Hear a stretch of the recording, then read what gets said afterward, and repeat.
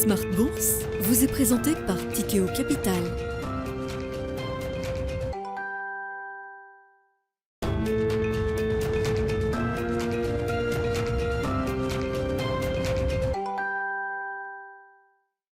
Bonjour à tous et bienvenue dans Smart Bourse. Smart Bourse, votre rendez-vous bourse 2 fois par jour en direct sur Bismart à 12h30. Tout d'abord, une demi-heure pour prendre le pouls de la tendance à la mi-journée avant la grande édition du soir. 1 heure cette fois-ci pour décrypter l'actualité politique, économique et surtout financière dans Smart Bourse. Et au sommaire de cette édition, les investisseurs restent focalisés aujourd'hui sur les marchés européens alors que les marchés américains sont fermés à l'occasion du President's Day, jour férié aux États-Unis.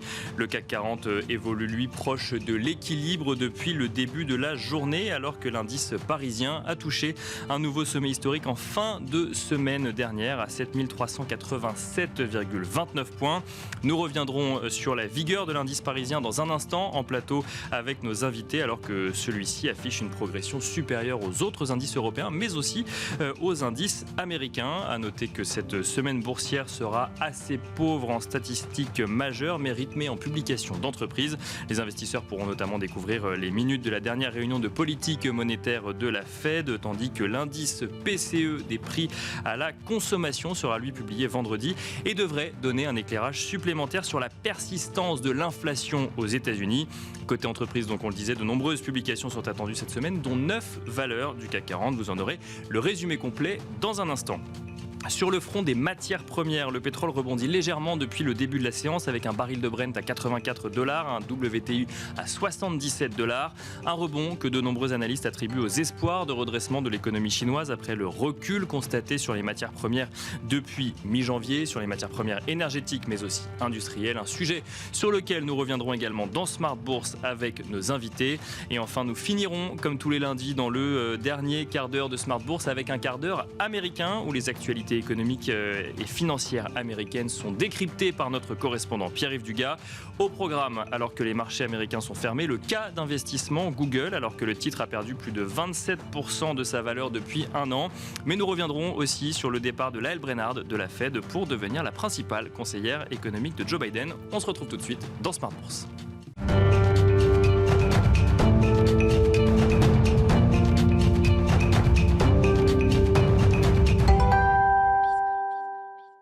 Et pour commencer, ces tendances, mon ami, le résumé complet de l'actualité boursière du jour proposé par Alix Nguyen. Alix, le CAC 40 commence la semaine sans tendance. Oui, l'indice avance mollement après un début de séance en hausse. Sans surprise, les volumes d'échanges sont faibles sous l'effet d'une bourse de New York fermée à l'occasion de la commémoration de la naissance de George Washington.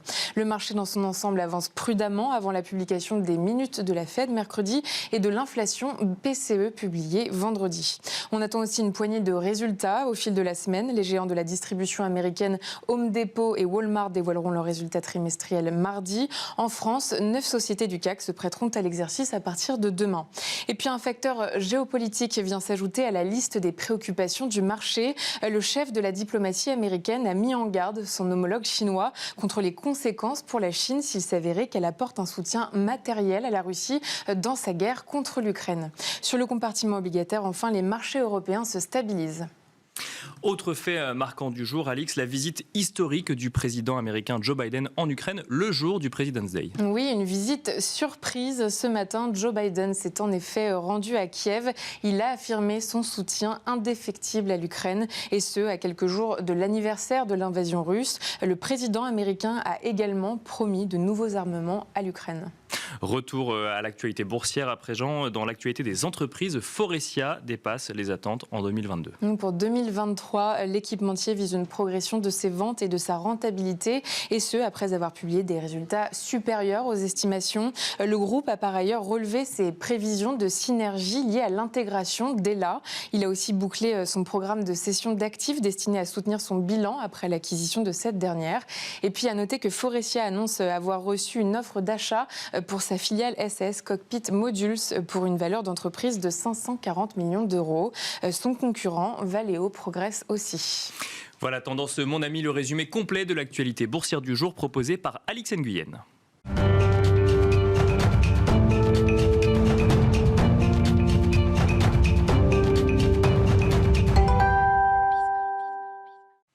Et c'est parti à présent pour Planète Marché. Nous allons passer une quarantaine de minutes ensemble pour décrypter l'actualité politique, économique et surtout financière dans Planète Marché. Donc nous avons le plaisir de recevoir tout d'abord, Éric Turgeman. Bonjour Éric Turgeman. Bonjour Nicolas.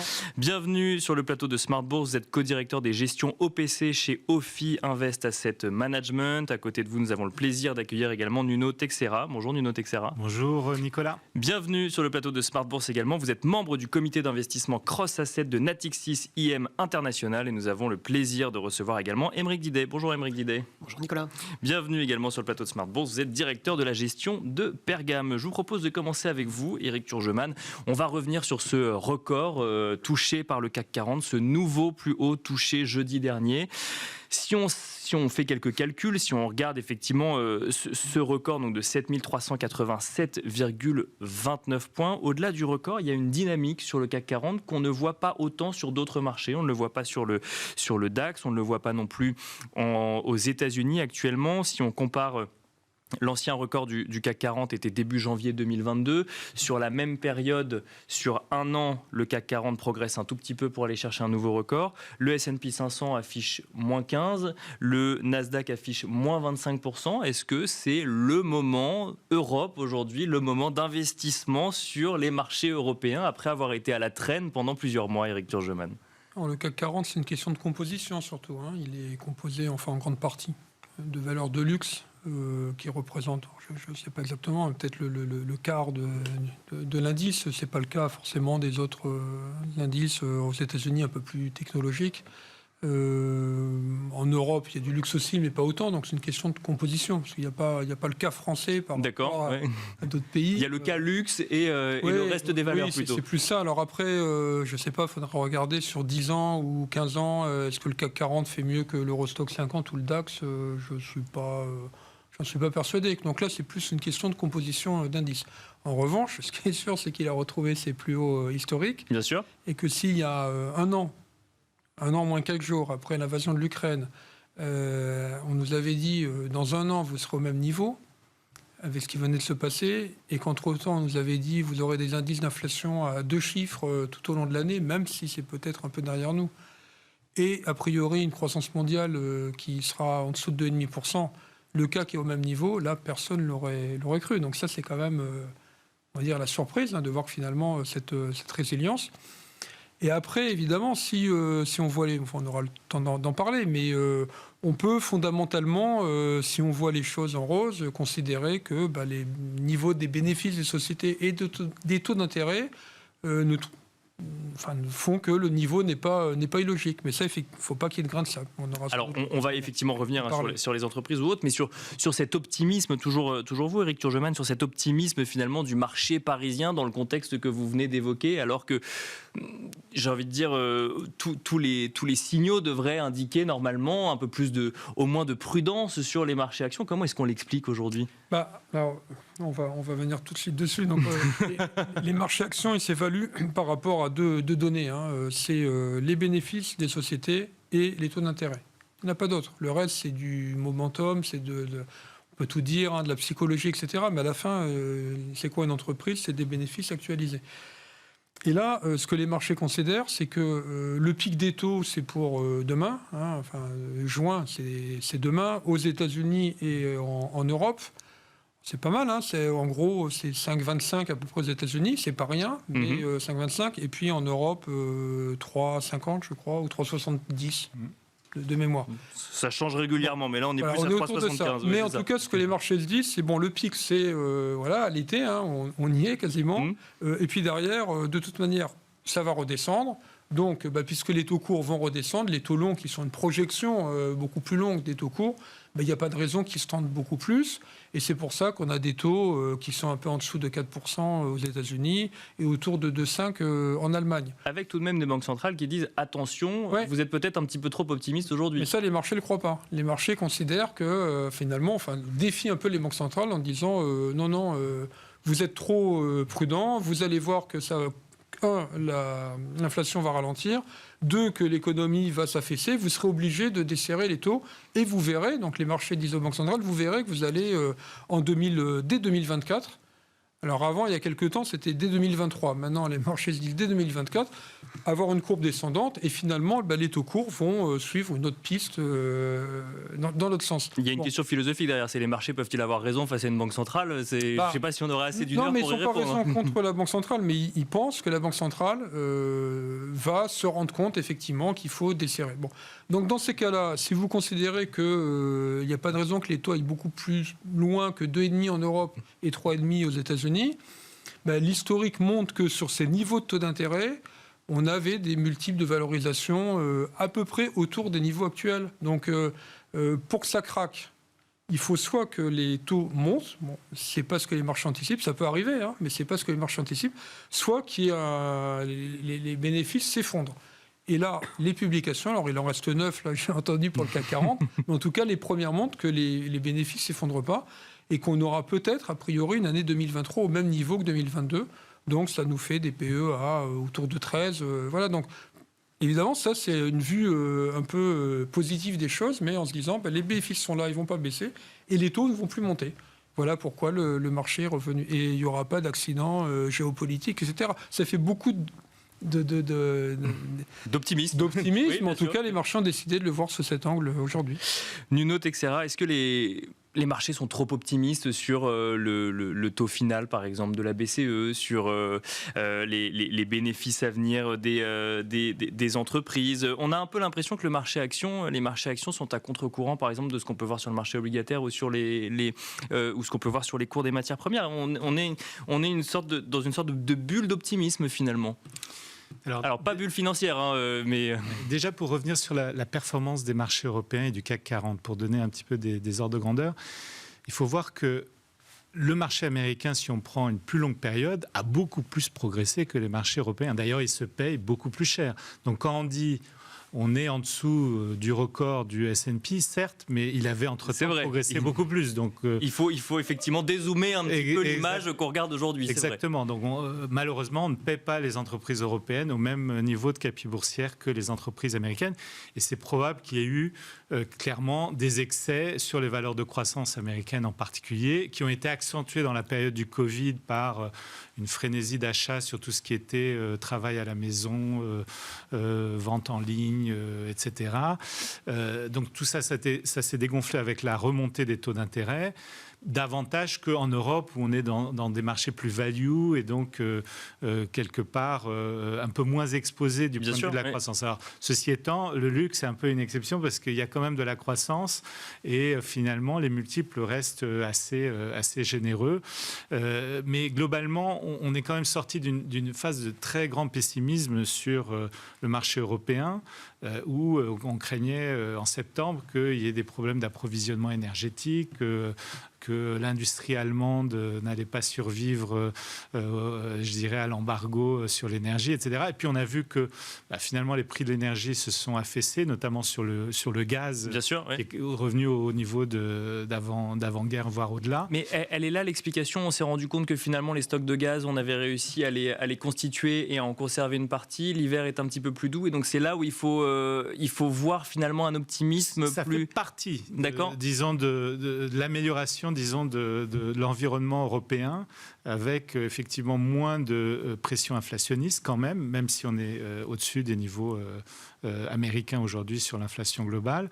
Et puis finalement l'idée qu'on ne va peut-être pas avoir de récession en Europe, parce que là aussi les probabilités de récession étaient plus élevées en Europe qu'aux États-Unis.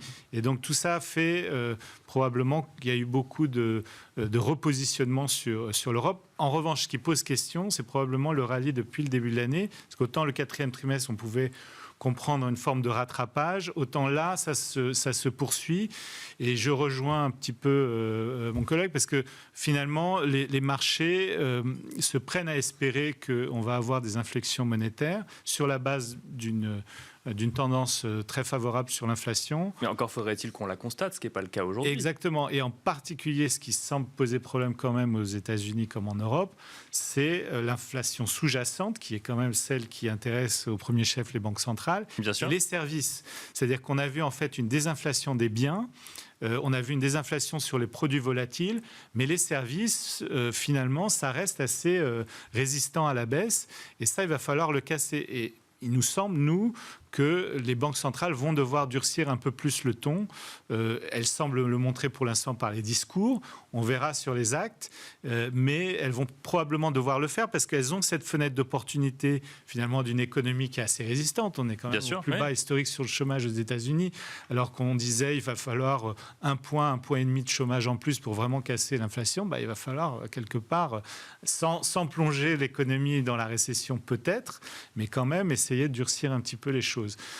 Et en revanche, là où les marchés ont peut-être raison, c'est que à plus long terme, les banques centrales, il nous semble, ne peuvent pas provoquer de récession sévère dans les pays développés compte tenu des niveaux d'endettement. C'est-à-dire qu'elles vont préférer probablement un peu plus d'inflation, peut-être 3% au lieu de la cible des 2%. Donc il faut revoir la cible annoncée. Parce qu'aujourd'hui, peut-être qu'à un moment donné, on va dire, oui, finalement, cette cible des 2%, elle est impossible à atteindre. Et on préfère avoir de la croissance nominale, parce qu'il nous faut de la croissance nominale pour réduire le poids de la dette sur PIB. On verra. Donc changer d'objectif, là où l'inflation reste l'objectif numéro 1, l'inflation à 2%, se dire finalement, si on a du mal à descendre en dessous de 3%, mais qu'on a une croissance qui fonctionne bien, peut-être accepter cette nouvelle normalité. Déjà, il faut la ramener autour de 4. Ce qui n'est pas le cas aujourd'hui, effectivement. Voilà, l'objectif pour la fin de l'année aux États-Unis, autour de 4,4% pour ce qui nous concerne. Aymeric Didet, je reboucle avec vous sur la performance des marchés financiers européens. Est-ce que c'est un moment Europe où finalement, si on dézoome, c'est un épiphénomène selon vous ? C'est en tout cas, on les prend, c'est bien, c'est agréable de revoir un petit peu de croissance en Europe et de performance sur les marchés européens, mais c'est vrai qu'il y a une polarisation assez forte des indices qui explique la hausse notamment du CAC 40, mais malheureusement, si on le repasse évidemment dans un contexte plus large, le marché américain reste le marché leader, le marché qui offre aujourd'hui les meilleures perspectives sur le long terme, et donc on ne peut pas occulter à une petite période malheureusement de surperformance de l'Europe, le reste du marché mondial. Et quand on dit petite période, ça veut dire qu'on anticipe qu'elle va se terminer. C'est qu'elle peut laisser place à une période plus meilleure pour le marché américain. Parce qu'aujourd'hui, c'est aussi, faut bien voir que le marché américain, c'est aussi un marché qui est en avance sur le cycle. C'est le premier, la Réserve fédérale américaine a été la première à agir. Elle a agi beaucoup plus violemment sur la hausse des taux courts, et donc évidemment elle est en avance sur la Banque centrale européenne qui a fait tout l'inverse, c'est-à-dire qu'elle est arrivée non seulement en retard, mais en plus plus faible. Donc, parce qu'évidemment il y avait un problème géopolitique sur le sol européen, mais malheureusement il y a eu un dogmatisme tellement fort, encore une fois, de Mme Lagarde, qu'on a laissé trop de temps à l'économie européenne par rapport à l'économie américaine. C'est pour ça qu'on garde quand même à l'esprit que le marché américain, qui n'a pas de conflit sur son sol, qui a une économie qui est résiliente en termes de croissance, un emploi qui est extrêmement puissant, fort, qui n'a pas dénoté, en tout cas pendant cette période, a subi une hausse incroyable des taux d'intérêt en très peu de temps, et il a résisté. Donc aujourd'hui, oui, on a une petite sous-performance au niveau boursier, mais par contre, le potentiel est là parce qu'il y a une vigueur très importante de l'économie et des entreprises. Oui, pardon. Un paradoxe aussi, c'est que les conditions financières se sont assouplies en fait au cours des derniers mois. C'est-à-dire qu'on voit les taux d'intérêt de la Banque centrale monter. Bien sûr. Mais les taux longs, finalement, ils ont été assez calmes. Les spreads de crédit sur le high yield ou l'investment grade, ils ont baissé. Et le dollar s'est plutôt affaibli. Donc, en fait, les conditions financières des ménages américains et des entreprises se sont plutôt assouplies, en fait, récemment. Dans une moindre mesure en Europe également. Avec quand même cette inversion de la courbe des taux qu'on constate, qui pose question aujourd'hui à l'investisseur qui se demande un petit peu ce qui est réservé à l'économie américaine demain, Aymeric Didet. Tout à fait, mais par contre qui donne aujourd'hui surtout des choses extrêmement intéressantes. Ça fait 30 ans qu'on a des marchés avec des taux obligataires qui n'arrêtent pas de baisser. Donc pour une fois qu'on a des taux qui montent, ça donne des opportunités presque inédites pour ceux qui font de la gestion depuis plusieurs dizaines d'années. On a enfin des taux beaucoup plus des niveaux de taux plus importants qui nous permettent aujourd'hui de réinvestir maintenant sur les marchés, de se réintéresser au marché obligataire. On a enfin du rendement sans risque, c'est ça On est enfin rémunéré pour prendre du risque. C'est ça qui est intéressant. C'est-à-dire que d'aller chercher du haut rendement aujourd'hui, c'est risqué, mais c'est rémunéré. Et ça, c'est vraiment une chose c'est un changement assez important dans l'univers de l'investissement. Et pour l'investisseur aujourd'hui, celui qui se projette à long terme et qui accepte de prendre du risque, il peut enfin être rémunéré pour le risque qu'il prend, et notamment sur l'obligataire. Donc là, aujourd'hui, il y a tout un marché qui s'est réouvert, tout un marché qui est une opportunité aujourd'hui d'investissement pour l'investisseur qu'on n'a pas eu depuis des années. Donc c'est en ça que ce marché est très intéressant, parce qu'il offre des opportunités. C'est vrai qu'on voit le luxe qui a été superbe en France, qui a porté les indices actions à des niveaux incroyables. C'est génial, on est super content, parce que c'est de la puissance économique pour la France. Mais à côté de ça, pour l'investisseur, je ne suis pas sûr que ce soit sur cette catégorie d'actifs et d'actions qui a le potentiel le plus important pour l'avenir. Et c'est là où il faut se placer de temps en temps, revenir sur où est-ce qu'on est aujourd'hui et où est-ce qu'on va. Et c'est là où l'investissement et la gestion prend tout son intérêt, parce que ça permet de bouger les portefeuilles et d'aller investir là où il faut, au bon moment. Mais ça, c'est générateur de performance historiquement. Une question qu'on peut se poser quand même, quand on voit le 3 mois US à un peu en dessous de 5%, le 1 an US un peu en dessous de 5%, pourquoi aller chercher plus ailleurs quand on a du crédit de gouvernement sur ultra sûr qui offre 5% de performance? En tout cas, il faut en profiter. Ça, c'est la première chose à dire, c'est que jusqu'à présent, il n'y avait pas trop d'intérêt à placer ses liquidités, pas trop d'intérêt à aller sur les placements obligataires. Là, aujourd'hui, placer son argent, même sur les taux courts, ça a de l'intérêt. Alors aujourd'hui, l'avantage, c'est que le monétaire est relativement bien rémunéré, et l'investment grade, finalement, dans l'obligataire, on va dire le plus sécurisé, ou le moins risqué plutôt, on n'a pas des spreads exceptionnels. Donc c'est vrai qu'on a plutôt tendance à maximiser les investissements en monétaire et en haut rendement, qui pour le coup est bien rémunéré, et un peu moins en investment grade qu'on sous-pondère actuellement. D'accord. Éric Turgeman, bon alors effectivement, on a commencé par les marchés, on a un peu parlé d'inflation. Oui, si vous me permettez, non, sur la courbe des taux, là, c'est pas dramatique, elles sont inversées. C'est pas dramatique, parce que d'abord, ce que les marchés pensent, c'est qu'effectivement, on a un niveau assez élevé sur les taux courts, 5,25, c'est pas mal, et les marchés se disent, ça va se calmer, c'est plutôt positif, c'est de se dire l'inflation va finalement se calmer, refluer, donc les banques centraux vont rebaisser les taux. Et ce qui serait embêtant, c'est si on avait, disons, des taux courts à 2% et des taux longs à moins 0,5. Là, ça voudrait dire on va en récession. Mais finalement, avoir des taux longs aux États-Unis autour de 4%, ça prouve qu'il y a quand même de la croissance. C'est pas... Donc en fait, une inversion de la courbe des taux à des niveaux aussi élevés est moins grave. Si on était à 1 et puis moins 2, d'accord, parce que là, là, c'est OK, on revient à un régime normal, 4%, ça veut dire qu'il y a un peu de croissance, un peu d'inflation. Si c'était ça, ce serait très bien. Et alors après, évidemment, on peut se dire, moi je prends du 5,25, puisque j'ai 5,25, pourquoi ne pas faire 5,25 au lieu de 3,5 ? C'est que le 5,25, vous n'êtes pas sûr de l'avoir pendant 10 ans. Voilà. Donc, un peu, c'est comme quand vous empruntez pour votre appartement à taux fixe ou à taux variable. Bien sûr. Vous pouvez dire, moi, j'attends parce que les taux variables sont en train de baisser, mais le taux fixe, vous crantez.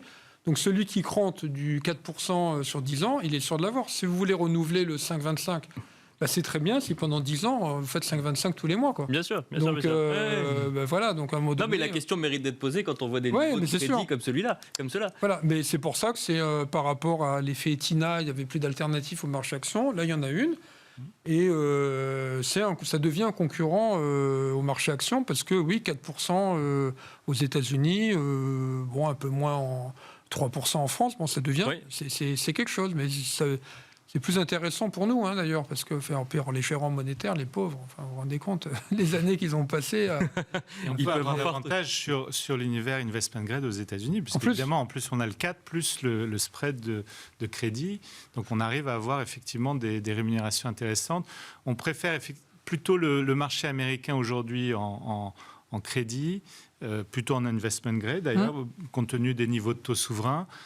Que sur le marché européen souverain. Le marché européen en souverain ne semble pas encore très rémunérateur. D'accord. Donc là, à la limite, on préfère aller sur... Comment ? C'est le retard. Voilà, et c'est l'effet retard. Il faut encore que cette normalisation monétaire s'effectue totalement en zone euro. Sachant quand même que ce soit du côté de la Fed ou de la BCE, les discours, on le disait tout à l'heure, Eric Turgeman, tendent quand même à dire que les marchés se trompent et qu'on pourrait avoir une politique monétaire un petit peu plus drastique, j'allais dire, que ce qu'on anticipe. Donc tout peut être remis en cause à chaque réunion de politique monétaire. C'est-à-dire que pour l'instant, ils ne font que prolonger. C'est-à-dire, en gros, vous voyez, ils ne sont pas en train de dire vous n'avez rien compris, les taux courts, on va les envoyer à 8%, et puis on va encore monter jusqu'en 2024. Ils n'ont pas tellement revu le timing. On continue à dire que ça sera en juin. Et après, vous savez, les investisseurs, que ça soit 5 ou 5,25 ou 3,25 ou 3,70, si vous avez la perspective que de toute manière, vous enjambez l'année et vous vous dites, bon, de toute manière, ok, ça va faire ça un peu plus, un mois de plus, mais que derrière, ça redescend, c'est ça qui voit. Ce qui pourrait remettre en cause, c'est tout d'un coup l'impression que ça s'emballe, qu'il y a une spirale prix-salaire et que les banques centrales disent, attendez, nous, on ne maîtrise plus rien, revoyez tout votre logiciel, ça va monter à 8, et puis en 2025, on va continuer à monter les taux. Si c'était là, on aurait un crack obligataire et un crack du marché action. Mais vous dire, vous voyez... c'est comme vous attendez un colis, il devait arriver mardi, il arrive jeudi, c'est pas grave, il arrivera avant la fin de la semaine. Vous voyez, ça, c'est effectivement un scénario où les taux rebaissent ensuite, mais est-ce qu'il n'y a pas un risque de plateau quand même sur ces taux ? Si, alors nous c'est ce qu'on pense. Maintenant finalement, on se rend compte que les marchés incorporent ça, puisqu'il y a encore un petit mois, il y avait une redescente assez rapide en 2023. Et nous, on se disait, on n'est pas en désaccord, de toute façon, la Fed nous dit ça, pourquoi pas, mais ça nous semble un peu optimiste, et on aura sans doute un plateau. Mais à la limite, tout ça, c'est pas bien grave. Qu'on ait un plateau, qu'on ait une baisse, ce qui compte, c'est où est-ce qu'on sera dans un an. Voilà. Là, on est en février-mars 2023, où est-ce qu'on sera dans un an. Le marché, à peu près tout le monde, peu ou prou, vous dit, on sera plus bas sur les taux courts. On sera plus bas sur les taux courts. 0,25, 0,50, on sera plus bas. Et c'est ça qui compte. Si à un moment donné, on commence à se dire, si là, parmi nous trois, on pourra en avoir un qui dit non, attendez, et puis il pourrait avoir raison. Non, attendez, on sera à 6% en février prochain, et que le marché commençait à s'emparer de ça, là, ça commencerait à avoir des troubles. Mais aujourd'hui, on n'est pas à 0,25% près, c'est le mouvement, et les marchés considèrent que ils oublient pendant un an, ils disent, de toute manière, le prochain mouvement, c'est de la baisse. Enfin, c'est de la hausse pour les 2 mois. Ça arrive, mais peu importe, quand on reviendra bronzé en septembre, après avoir passé l'été en maillot de bain, on sera à des niveaux, on ne sera pas plus haut. Mais donc une hausse de taux de 50 points de base au lieu de 25 points de base lors d'une prochaine réunion de politique monétaire, c'est pas si dramatique. C'est pas ça qui est grave. Ce qui serait grave, c'est encore une fois, que les banques centrales disent, non, vous n'avez pas compris, ce mouvement-là, il va pas dans ce sens-là. Il va au contraire continuer à monter. C'est pas impossible, on pourrait avoir des indices terribles, un marché du travail. Ça c'est une bonne nouvelle pour les chômeurs, mais les marchés paniquent un peu quand ils voient un marché aussi robuste. Et puis finalement des inversions dans le discours des banques centrales. Mais les banques centrales, elles ont intérêt à ancrer les anticipations d'inflation. Donc, s'ils commencent à dire, allez, nous, on s'est rendu compte que l'inflation, c'est derrière nous, il faut qu'ils soient crédibles. Puis imaginez, elles disent ça, et puis il y a un mauvais chiffre qui arrive. Donc, on sera là pour faire en sorte que l'inflation, on la combatte. Et c'est ça qui est important, parce qu'après, l'inflation, c'est aussi de la psychologie. Si vous considérez que l'inflation est encore devant nous, bien sûr, vous la créez, vous avez des comportements de consommateurs. Donc elles ont besoin de ça, mais pour l'instant, c'est pas bien grave tant qu'on ne voit pas une inversion de ce plateau. Aymeric Didé, même question en lien avec les surprises sur cette désinflation un petit peu moins forte qu'attendue en début de semaine. Alors c'était les CPI, on a l'indice PCE qui arrivera en fin de semaine. Est-ce que c'est pas si grave au final du moment que la tendance reste celle qui est anticipée par les marchés ? C'est exactement ça, c'est une histoire de tendance. C'est tant qu'on ne brise pas cette tendance et qu'on ne voit pas une tendance qui repasse dans un autre cycle, un autre mouvement, quelle que soit tant que la direction reste la même, ça veut dire que les banques centrales, l'action qui a été menée par les banques centrales aura eu de l'effet dans l'économie et dans le marché. Donc ça, ce sera transmis dans l'économie. Donc ça, c'est vraiment le seul vrai point qui, pour nous, a beaucoup d'intérêt aujourd'hui, c'est d'observer si on a des statistiques quasiment toutes les semaines ou et en tout cas tous les mois sur ces sujets-là. Ben voilà, on peut avoir un mois qui est un tout petit peu moins bon. Mais voilà, c'est une histoire de tendance. Tant qu'elle reste dans le même sens et que finalement, au final, on a une inflation qui baisse, ça veut dire que finalement l'action des banques centrales a été bonne et donc que l'investisseur, les investissements vont dans le bon sens. Donc ça va faire maintenir des taux à des niveaux corrects. On est assez d'accord sur le fait que le principe de baisse rapide des taux d'intérêt, c'est peut-être un peu utopique aujourd'hui de la part des investisseurs et de certains économistes. Mais par contre... Il y aura un plateau, il y aura une phase de transition. Une tendance où ça se tienne, ça suffira. Ça permettra à l'économiste de passer cette période un peu compliquée et finalement de la passer sans trop d'écueils. Parce qu'on a quand même un marché de l'emploi qui tient super bien. Ça, il faut être très clair. Et des entreprises qui sont très très bien gérées et qui auront su sortir sans trop de casse. Parce que quand on regarde les taux de défaut, ils ne sont pas non plus aussi importants que ceux qu'on nous prédisait il y a quelques mois. On nous disait, oh là là, les taux montent jusqu'au mois d'octobre. On nous disait, ça va être faillite à tout va dans les entreprises parce qu'il y aura des problèmes de refinancement. Au final, on est aujourd'hui 4-5 mois plus tard. On n'a pas d'explosion des taux de défaut. Donc ça aussi, c'est assez important. Ça veut dire que les entreprises aussi sont bien gérées et qu'elles ont su se mettre un peu à l'abri par rapport à tout cet environnement qui était décrit comme catastrophique, avec des coûts de l'énergie qui étaient ingérables. Alors on a peut-être un peu de chance parce que l'énergie a finalement stagné, le prix du pétrole n'est pas monté à 150 ou $200, mais... À l'heure actuelle, puisque la question va se reposer l'hiver prochain et la réponse sera peut-être différente, mais à l'heure actuelle... on a peut-être un peu de géopolitique qui va un jour, on l'espère tous, évoluer et s'améliorer de ce côté-là. Mais les États et les entreprises ont pris aussi les devants et se préparent déjà à l'an prochain, évidemment. Donc là-dessus, et on le voit dans les managements d'entreprise, c'est quand même chaque année, ça s'améliore, enfin c'est très bon. Et les entreprises savent prendre les virages, ce genre de virage, très très rapidement, beaucoup plus rapidement qu'il y a 10 ans. Donc aujourd'hui, ils s'adaptent beaucoup mieux à l'environnement dans lequel ils évoluent. Et c'est ça qui, pour nous fait quand même être confiants dans la capacité des entreprises à aller de l'avant et à croître tant qu'on n'a pas un accident sur justement l'économie et évidemment l'inflation et la politique monétaire. En Europe, le sentiment est similaire ou, avant de repasser la parole à Nuno Teixeira, là on a parlé de l'économie américaine, est-ce qu'en Europe on peut se dire qu'on cale cette image à quelques mois près ou la situation est plus compliquée ? Tout à fait, on va caler cette image à ce qui s'est passé, on est toujours une économie suiveuse, on a en plus au niveau de l'emploi là aussi plutôt des bonnes nouvelles. Si on se replace même un an avant l'histoire de la guerre en Ukraine, faut être clair, les statistiques économiques elles étaient déjà très très bonnes en Europe avec de très bons chiffres sur l'emploi et sur la croissance.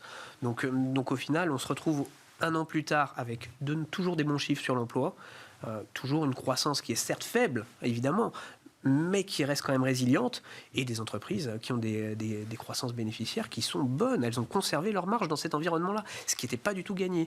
Donc encore une fois, entreprise bien gérée, ça permet d'être constructif pour l'avenir et de rester pour le coup relativement positif, certes avec peut-être un petit décalage de phase pour l'Europe par rapport aux États-Unis, mais encore une fois plutôt constructif pour l'avenir. Nuno Teixeira, quand on écoute effectivement quand on écoute le marché actuellement, on a l'impression que on a du mal à identifier où est le risque finalement aujourd'hui dans le marché, que les économies se portent bien, les anticipations du marché vis-à-vis des banques centrales anticipent une baisse de l'inflation et donc des taux progressives. Où est-ce qu'on trouve du risque dans ce marché ? Où est-ce qu'il y a du risque dans ce marché ? D'abord, je pense que la hausse n'est pas, ou l'optimisme n'est pas partagé par tous. Si on regarde les gestions, on va dire, multi-assets, diversifiées, etc., elles ne sont pas forcément très longues en action. Donc il y a quand même encore de la prudence. Je pense qu'il y a eu beaucoup de retours d'investisseurs systématiques, de hedge funds, même du retail américain, parce que finalement, il y a encore beaucoup d'épargne, il y a encore beaucoup de liquidités qui sont héritées des années Covid et au-delà. Mais il y a aussi ce sentiment que la messe n'est pas complètement dite du côté de l'inflation Et en particulier, on a un peu mangé, si on peut dire, notre pain blanc au niveau des produits les plus volatiles. Les prix énergétiques, finalement, ont beaucoup décalé à la baisse. Bien sûr, oui. Et ce qu'on risque d'avoir, c'est une inflation globale qui passe en dessous de l'inflation sous-jacente. C'est-à-dire qu'il va y avoir un ventre mou de biens et services qui, eux, ne baissent pas. Alors, c'est vrai que c'est bien pour les entreprises. Ça veut dire qu'elles ont réussi à passer leurs augmentations de coûts et ont maintenu leur marge. Mais pour les banques centrales, ce n'est pas forcément une bonne nouvelle. Et le fait qu'on ait eu quand même des créations d'emplois aux États-Unis records en janvier, si jamais, soit on se dit c'est un chiffre un peu extrême et ça va se normaliser statistiquement, mais si on continue à avoir des créations d'emplois aux États-Unis, à un moment donné, la Fed va dire stop. La fête est finie et il va falloir qu'on durcisse beaucoup plus. C'est pour ça qu'on commence à avoir... Alors on peut dire que ce n'est pas très grave s'il monte de 50 points de base, mais c'est quand même pas dans le consensus aujourd'hui. Si jamais il monte de 50 points de base, on pourrait dire la il y aurait une normalisation monétaire est quand même pas forcément acquise. Donc on va se poser des questions. Et d'ailleurs, c'est ce qu'on a vu avec le chiffre de l'emploi et les statistiques qu'on a pu avoir qui étaient, du point de vue de l'inflation, peut-être un peu moins favorables. On a vu quand même les taux longs se réajuster à la hausse dans une certaine mesure depuis quelques semaines. Donc c'est à surveiller. On est assez d'accord sur le fait que, au moins sur l'Europe, on a quand même des valorisations plus sages, que tout le marché n'a pas profité de la hausse. Donc dans une perspective de poursuite de la normalisation des taux longs, on est peut-être plus protégé en Europe qu'aux États-Unis, où il y a une composante encore de valeur de croissance qui, certes, avait beaucoup perdu l'année dernière, mais là, on vient de remonter de plus de 10 points sur le Nasdaq, et donc finalement, on repasse au-dessus des moyennes de long terme sur les valorisations. Et donc, on reste un petit peu vigilant sur la partie, d'abord, sensibilité des portefeuilles au taux d'intérêt. D'accord, ouais. Et puis, sur l'allocation géographique, on a plutôt tendance effectivement à surpondérer l'Europe, le Japon, les émergents qui sont en retard en termes de progression plutôt que les États-Unis. Un mot, vous avez évoqué le cours des matières premières, donc le recul des matières premières depuis un mois à peu près. Un peu plus même. Le gaz, oui, le gaz, effectivement. Oui. Depuis l'été, pratiquement, par rapport au niveau stratosphérique qu'il avait atteint. Mais attention, là aussi, à l'année 2023, parce qu'il va falloir reconstituer les réserves de gaz naturel liquéfié, et elles ne vont plus venir de Russie, parce qu'on avait réussi à constituer des stocks encore avec du gaz russe pendant une bonne partie de l'année dernière. Et là, c'est... Non seulement elles ne viendront plus de Russie, mais il y aura la concurrence peut-être asiatique et chinoise sur l'achat de ce gaz. Est-ce que ça peut remettre en cause le scénario qu'on décrit depuis une demi-heure ? En tout cas, ça pourrait amener les prix de l'énergie à remonter un peu par rapport au niveau actuel, que ce soit d'ailleurs sur le gaz ou le pétrole, avec la réouverture de la Chine et sans doute une demande d'énergie plus forte. Éric Turgeman, dans le contexte actuel, qu'est-ce que vous regardez, que ce soit en termes d'investissement, de secteur géographique ou autre, qu'est-ce qui attire votre œil ? Alors, nous, pour être honnête, ce niveau des marchés actions... on l'avait en tête, mais pour la fin de l'année. D'accord, ouais. Donc, voilà, on avait publié... En janvier, tout le monde se demandait si le CAC 40 avait fait sa performance. En fin d'année dernière, on s'était dit on ne serait pas étonné de revoir les niveaux historiques, voilà, mais en fin d'année. Et on ne voit pas beaucoup plus haut. Donc on vend et on attend On vend non, parce que... de toute façon, il y a toujours il y a des flux. Comme on vient de dire, il y a beaucoup d'asset managers qui étaient passés à côté de la hausse de fin d'année. Bien sûr. Ouais. Donc après, c'est la fair value, c'est dans les livres d'école. Et jamais la fair value, elle existe, et puis on balance entre une surévaluation et sous-évaluation. On pourrait très bien avoir des flux qui portent les marchés plus haut qu'aujourd'hui. Donc vendre aujourd'hui, sachant qu'il y en a beaucoup qui reviennent dessus, voilà. Maintenant, donc, le positionnement n'est pas excessif. Non, c'est pas excessif du tout. Un suroptimisme BA partout. Voilà. Donc, moi, si quelqu'un me dit, je pars sur la planète Mars pendant un an, qu'est-ce que je fais ? Est-ce que je vais retrouver ces niveaux-là ? Je dirais, a priori, oui, il n'y a pas beaucoup de risques. Maintenant, si on me dit, est-ce qu'il y a la possibilité d'acheter plus bas dans l'année ? Je pense que oui. Je pense qu'à un moment donné, on peut avoir soit ce qu'on vient de dire, un choc sur les taux, parce que une phrase maladroite de notre banquier central, Ou éventuellement un ou deux profit warning de sociétés qui commencent à dire j'arrive plus à répercuter les prix, parce que jusqu'à quand enfin, c'est vrai que Bien pour sûr, l'instant, oui. les chefs d'entreprise, et nous on répercute. Ok, ils répercutent à d'autres qui répercutent. À la fin, ça va arriver sur le consommateur final. Certains consommateurs ne sont pas très sensibles à ce qui se passe. D'où la bonne performance du luxe. Si vous voulez, D'autres regardent de plus près. les clients d'LVMH ou d'autres, ok, ils vont payer le prix de départ de 50% au-dessus, ça ne va pas beaucoup leur poser de problème quand ils ont envie d'acheter un sac à main et tout. Mais tout le monde n'est pas LVMH. Donc, à un moment donné, il y a des sociétés qui vont pâtir. Donc là aussi, on pourra avoir quelques warnings. On n'est pas à l'abri d'une volatilité. Donc voilà, nous, on a eu tendance à dire, écoute, on descend d'un cran, après avoir été positif depuis la fin de l'automne, on descend d'un cran les actions. Parce qu'on pourra sans doute avoir des niveaux plus bas. Peut-être pas d'ailleurs. Mais voilà, on prend ce pari de dire qu'il y aura des opportunités. Et après, sur les taux, c'est pareil, le high yield rémunère pas mal. Encore une fois, il peut y avoir de la volatilité, mais si vous constituez une position et que vous fermez les yeux pendant quelques années, voilà, il y a le portage qui fait. On a du portage dans plein de classes d'actifs, quand même. Aymeric Didet, qu'est-ce que vous regardez dans le contexte actuel? Qu'est-ce qui attire votre attention? Garder du risque, oui. Parce qu'aujourd'hui, justement, on le disait tout à l'heure, le risque est rémunéré. Ça veut dire qu'on a déplacé du risque. On a déplacé du risque de la classe d'actifs actions vers la classe d'actifs obligataires, mais on a conservé quand même du risque parce que justement, aujourd'hui, il est rémunéré. Mais dans la classe d'actifs actions, on va garder quand même quelques actions parce que les entreprises ayant des croissances bénéficiaires bonnes, on va aussi avoir du dividende qui va être versé. Les taux de dividendes sont encore très bons, ils sont en croissance cette année. Donc là aussi, il y a de la valeur à détenir des valeurs qui vont distribuer du dividende. Parce qu'on parle toujours du CAC 40 à 7000 sur des nouveaux records, mais le CAC 40 dividende réinvesti, c'est plus du double. Bien sûr. Aujourd'hui, on compare souvent des indices. D'ailleurs. Des indices qui ne sont pas calculés de la même manière. Pas calculés de la même manière. Donc aujourd'hui, quand on parle CAC 40, quand on le regarde dividende réinvesti, il est vraiment très très haut. Et là, pour le coup, on voit l'efficacité du dividende, l'importance du dividende dans la gestion des comptes et des actions au quotidien. Donc, on va chercher ce type d'actif qui est rémunérateur aujourd'hui pour l'investisseur. Et on réalloue aussi une petite partie sur des actifs risqués, des actifs qui ont été massacrés l'année dernière, parce que survalorisés, c'est les valeurs de croissance américaines. C'est-à-dire que vous prenez aujourd'hui le secteur du software, il a perdu 65% à peu près l'année dernière en termes de valorisation. Alors il était beaucoup trop cher évidemment, mais aujourd'hui on est revenu sur des niveaux de valorisation qui sont en dessous des moyennes historiques pour des sociétés qui peuvent afficher des taux de croissance intéressants. Donc clairement, on revient pour une petite partie sur ces actifs-là. En plus, il faut bien voir qu'il y a aussi beaucoup de mouvements de devises.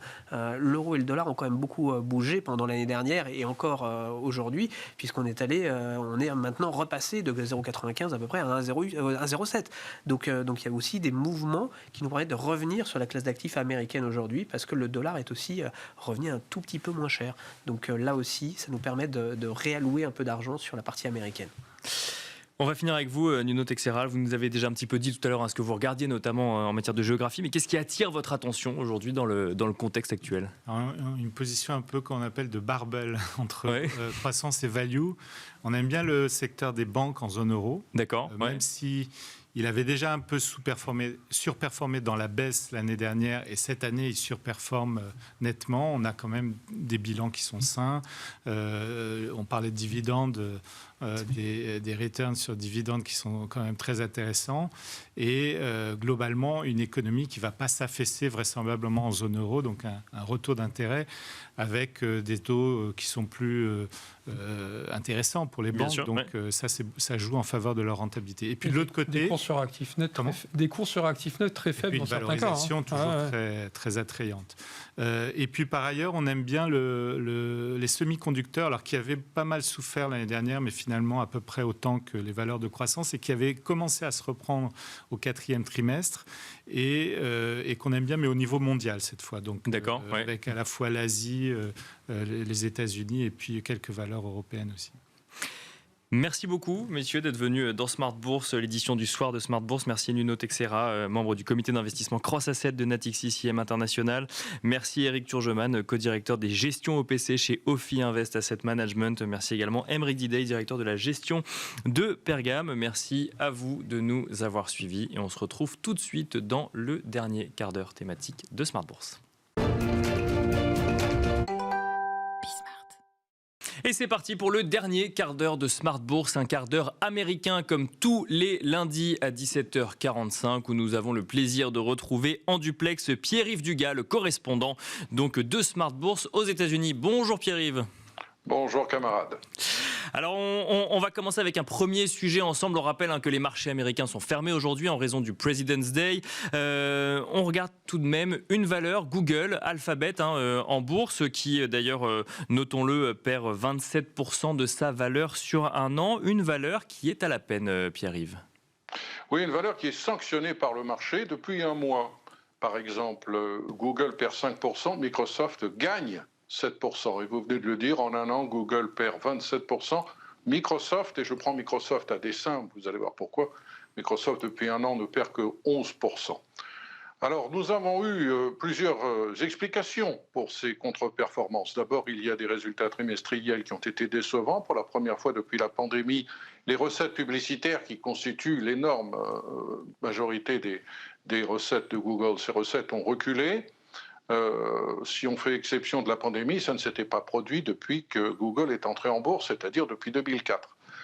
Et puis, il y a cette espèce de cafouillage et cette espèce de montée en puissance qui surprend de Microsoft sur un cafouillage de Google et montée en puissance de Microsoft en même temps sur un créneau qui devrait être un créneau de prédilection pour Google et qui, pour le moment, semble un petit peu prendre Google par surprise. C'est celui de la technologie conversationnelle d'intelligence artificielle. Microsoft a fait des annonces d'intégration de cette technologie qui a été acquise avec une participation dans un système ouvert, alors que Google mise depuis des années et a investi des milliards de dollars dans cette technologie et nous propose quelque chose qui pour le moment n'est pas très clair, avec un calendrier qui est encore flou et qui laisse donc beaucoup ses actionnaires sur leur faim. Donc c'est un problème qui a été immédiatement sanctionné par le marché. Et puis, il y a des questions qu'on commence à se poser sur la culture chez Google et des questions qui, me semble-t-il, ont été bien résumées par quelqu'un qui vient de quitter Google, qui était rentré chez Google en 2020 à l'occasion du rachat de l'entreprise qu'il avait créée, une entreprise qui s'appelait AppSheet. Je veux parler de Pravin Seshadri, qui dans son blog résume dans des termes assez durs mais probablement en grande partie justifié, ce qu'il considère être le problème culturel et non pas technologique de Google, selon lui. Ce problème culturel, il le résume en 4 points. Selon lui, Google a oublié quelle était sa mission. Il faudrait redéfinir clairement la ou les missions de Google. Deuxième point, très important selon lui, et qui je crois est bien illustré par le cafouillage dont nous venons de parler, qui est celui du manque d'urgence. On a l'impression que Google n'a plus la niaque, que ses employés ne sont plus animés par l'urgence d'innover et de contrer l'innovation des concurrents. Et troisième point, cette illusion d'être une société qui est encore exceptionnelle et qui n'a pas peur des autres. Certes, elle a créé un système extraordinaire pour générer de l'argent en plaçant de la publicité et en dominant de manière extrêmement forte plusieurs secteurs, notamment celui de la recherche d'informations sur Internet, et que du coup, Google est assis, pour parler crûment, sur une boîte à fric qui ne rend pas urgent d'imaginer d'autres produits. Et on revient là sur le deuxième point qui est l'absence d'urgence. Et puis, ce que vous nous dites, Pierre-Yves, c'est qu'on serait face à un leader qui se reposerait un petit peu trop sur ses lauriers et qui n'aurait pas vu les nouvelles innovations de son secteur, par exemple. Exactement. Google s'est un petit peu endormi et s'est réveillé en sursaut avec ces annonces faites par Microsoft. Le dernier point de Pravin Seshadri était, selon lui, le mauvais management. Alors, Google, comme d'autres, a lancé un plan de réduction de ses effectifs qui touche 12 000 personnes, 6% de ses effectifs, et qui correspond en fait à une admission à peine implicite que trop de personnes ont été recrutées pendant la pandémie et qu'il faut un petit peu faire baisser la masse salariale et faire le filtre dans toutes ces nouvelles embauches. Et c'est un point qui est assez développé par ce critique dont je viens de parler. Selon lui, ce problème culturel est aggravé par l'abondance de l'embauche qui a un petit peu dilué la culture de l'entreprise. Et dans ce cadre-là, faut-il le rappeler, le département de justice et 8 États américains attaquent en justice Google pour abus de position dominante sur le marché de la publicité Internet et de la recherche. Et pour ne rien arranger, à la Cour suprême, demain et après-demain, Google, mais aussi Twitter, sont en quelque sorte devant les juges américains, devant les magistrats suprêmes américains, pour voir si la protection juridique dont ils bénéficient avec d'autres, qui est la fameuse section 320 de la loi de 1996, qui protège les gens qui publient sur Internet des contenus qui ne sont pas les leurs et qui ne sont pas tenus de les filtrer et qui ne peuvent pas être poursuivis pour avoir publié des choses qui inciteraient à la violence, par exemple. Pourquoi cette protection absolue aux États-Unis ne mériterait-elle pas d'être redéfinie, d'être recadrée? Et là, on retombe dans une de ces querelles intestines qui divisent le Congrès, avec en surface une unanimité totale entre républicains et démocrates qui ne sont plus d'accord pour cette protection absolue dont bénéficient ceux qui publient à peu près tout et n'importe quoi sur Internet, mais qui ne sont pas d'accord sur les remèdes à apporter. À gauche, on estime qu'il faut beaucoup plus de filtres, on estime qu'il faut être beaucoup plus virulent et intervenir pour mieux protéger, pas simplement la vie privée, mais les enfants et la désinformation. Et à droite, on est d'accord pour protéger la vie privée et les enfants et la pédopornographie, etc. Mais surtout, on ne voudrait pas que sous prétexte de filtrer des informations dites fausses, on empêche les internautes d'aller sur Internet pour trouver des informations qui sont introuvables dans les médias traditionnels qui, selon la droite américaine, sont totalement contrôlés par le Parti démocrate. Pierre, ils vont continuer avec l'actualité aux États-Unis, ou plutôt une réaction au fait que Lael Brainard quitte la Fed, donc ça a été annoncé, pour devenir la principale conseillère économique de Joe Biden, Pierre-Yves. Oui, je trouve que c'est extraordinaire, non pas tellement que Lael Brainard quitte la Fed, mais que personne ne souligne le caractère extrêmement politique de son choix. Lael Brainard était vice-présidente du Conseil des gouverneurs de la Réserve fédérale. Elle est à la Fed depuis 2014. C'est une personnalité tout à fait respectée, admirée même de ses critiques, qui a un CV extraordinaire, qui est docteur en économie de Harvard, qui a enseigné à MIT, qui a une grande expérience concrète des affaires internationales pour avoir travaillé sous l'administration Obama et dirigé l'international au Trésor, qui connaît parfaitement toutes les questions monétaires et économiques. Ce n'est pas du tout sa compétence qui est en jeu, mais c'est son choix politique. Il est surprenant, quand on est numéro 2 de la Fed, de partir pour aller travailler pour la Maison-Blanche, et pas n'importe quel emploi à la Maison-Blanche, un emploi qui est très politique, qui est celui de la direction du National Economic Council, qui est chargé de coordonner toutes les initiatives économiques de l'administration dans toutes les agences fédérales. Alors vous me direz, il y a des précédents. En fait, non, pas vraiment. Ben Bernanke, c'est vrai, était gouverneur de la Fed en 2005 et a quitté la Fed pour aller à la Maison-Blanche. Mais il n'y est pas allé pour un rôle aussi proche de la décision politique.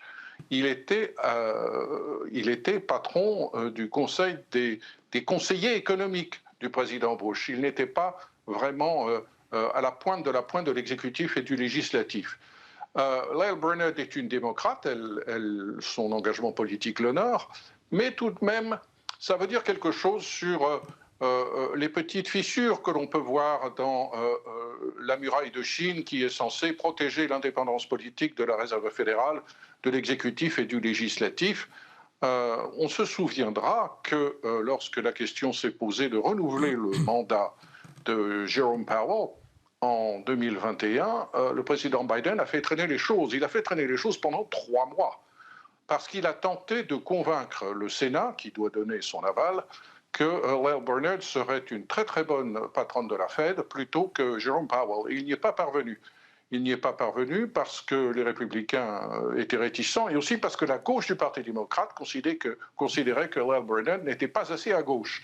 Et du coup, on a en gros perdu 3 mois avant que Jerome Powell soit à nouveau nominé par le président Biden pour être ensuite confirmé au début de l'année 2021. Ces 3 mois comptaient. Parce que c'était 3 mois dans lesquels l'inflation était en train de grimper et beaucoup de gens disaient « Attention, nous sortons de la pandémie, l'inflation se réveille ». La Fed se trompe dans sa politique qui consistait alors à dire « L'inflation ne va pas se réveiller, c'est un phénomène temporaire ». Donc, Lael Brainard, formidable personnalité politique qui peut rendre de grands services à Joe Biden et qui visiblement vise le poste de secrétaire au Trésor lorsque, dans l'hypothèse où Joe Biden sera réélu en 2024 et où Janet Yellen, qui elle aussi a dirigé la Fed, quitterait l'administration. Janet Yellen qui a plus de 70 ans. On se souviendra aussi qu'en 2016, Lael Brainard avait clairement affiché ses convictions politiques en contribuant financièrement à la campagne de Hillary Clinton, ce qui montre bien que cette fameuse muraille qui sépare la Fed de la politique, décidément, compte plusieurs fissures, pour ne pas dire plusieurs fenêtres. Ce que vous nous dites sans le dire, Pierre-Yves Dugas, c'est que vous n'êtes pas dupe d'une indépendance totale de la Réserve fédérale américaine par rapport au gouvernement américain ? Je constate que tous ceux qui s'offusquaient avec raison, lorsque le président Trump, dans des termes très crus, donnait des instructions à Jerome Powell, qu'il avait nommé, pour qu'il baisse les taux d'intérêt et qui disait « Mais enfin, la Maison-Blanche n'a pas à intervenir dans la décision de politique monétaire de la Réserve fédérale ». C'était vrai de dire cela. Encore que sur le fond, Donald Trump avait raison et la Fed a fini par faire ce que Trump avait indiqué. Mais ces gens-là, aujourd'hui, sont silencieux. Ils sont silencieux sur le fait que le numéro 2 de la Fed va diriger la politique économique de la Maison-Blanche. Moi, je trouve qu'on aurait pu les entendre un petit peu. Ils auraient gagné en crédibilité dans leur défense de l'indépendance de la Fed. Merci beaucoup Pierre-Yves Dugas de nous avoir accompagnés dans le dernier quart d'heure de Smart Bourse, ce quart d'heure américain. Je rappelle que vous êtes le correspondant américain de Smart Bourse. Merci beaucoup. Merci à vous également de nous avoir suivis en direct sur Bismart dans la grande édition de Smart Bourse. Je vous invite à retrouver le replay sur bismart.fr. Je vous invite à nous retrouver en podcast sur toutes les plateformes de podcast et je vous donne rendez-vous demain à 12h30 en direct sur Bismart.